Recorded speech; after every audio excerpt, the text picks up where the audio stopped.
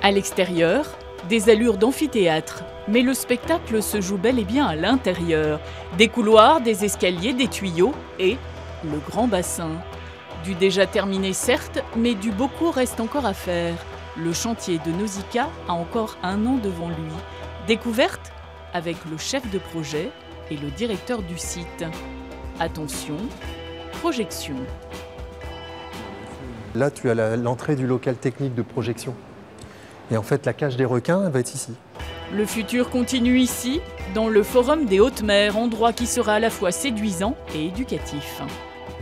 On va avoir tout un espace qui est un peu comme une passerelle de bateau. On va avoir des écrans, par exemple, et ces écrans seront tous synchronisés entre eux. C'est-à-dire que quand les visiteurs arrivent et que personne est au pupitre, eh bien, ça fait un grand spectacle.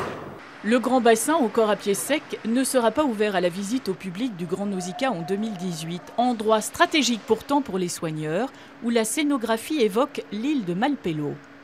Ce qu'on a voulu faire ici, c'est être sur un tombant de l'île de Malpelo. Malpelo, c'est au large de la Colombie, mais c'est très au large, c'est en pleine mer. Et donc, on a voulu reproduire un petit morceau de cette île qui est une espèce de caillou volcanique au milieu de nulle part. Nous remontons 8 mètres plus haut pour le visiteur. Le spectacle se fera ici, à un gradin de 300 places, avec vue sur le grand bassin à travers cette immense baie. Cette vitre, elle fait 54 tonnes, hein, c'est ça. Et elle fait, pour le public, elle fait 20 mètres sur 5. Derrière, il y a 10 000 tonnes d'eau et 38 cm d'épaisseur. C'est un ouvrage qui est à mettre avec les plus grandes réussites du projet, entre guillemets.